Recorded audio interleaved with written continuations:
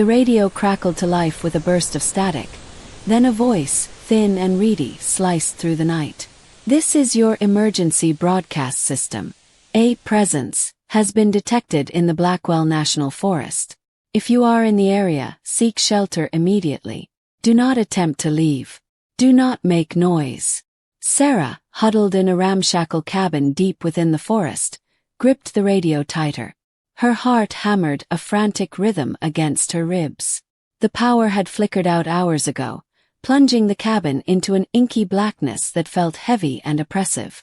Now the only light came from the dying embers in the fireplace, casting long, dancing shadows on the walls.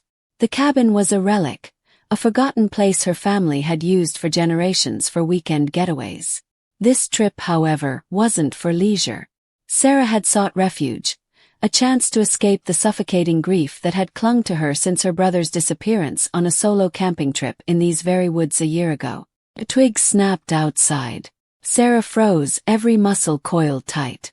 The wind howled like a banshee, whipping the skeletal branches of the surrounding trees into a frenzy. But this was different. Closer. More deliberate. Panic clawed at her throat.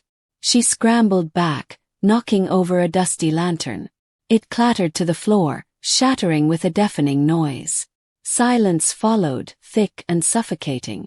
Then a sound began, a rhythmic tapping like a finger drumming against wood. Came from the window.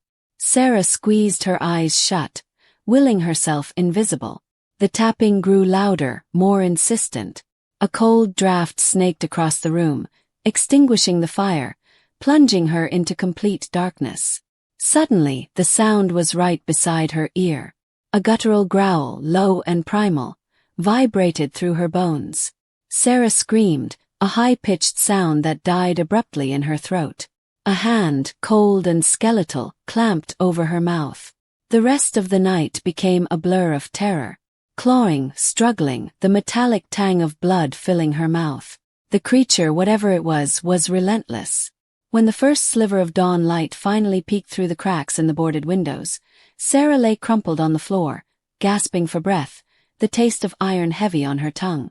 The tapping had stopped. But the silence was no comfort.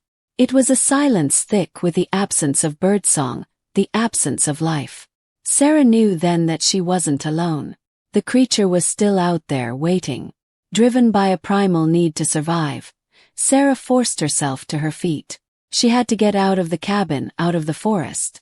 With trembling hands, she gathered what supplies she could find.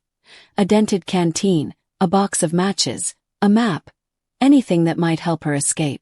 The trek through the woods was a nightmare. The air hung heavy, the silence broken only by the rasp of her own ragged breaths.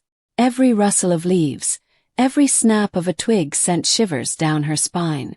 The dense canopy seemed to press down on her, a suffocating green shroud. Hours blurred into days. Sarah's supplies dwindled, replaced by a gnawing hunger and a parched throat.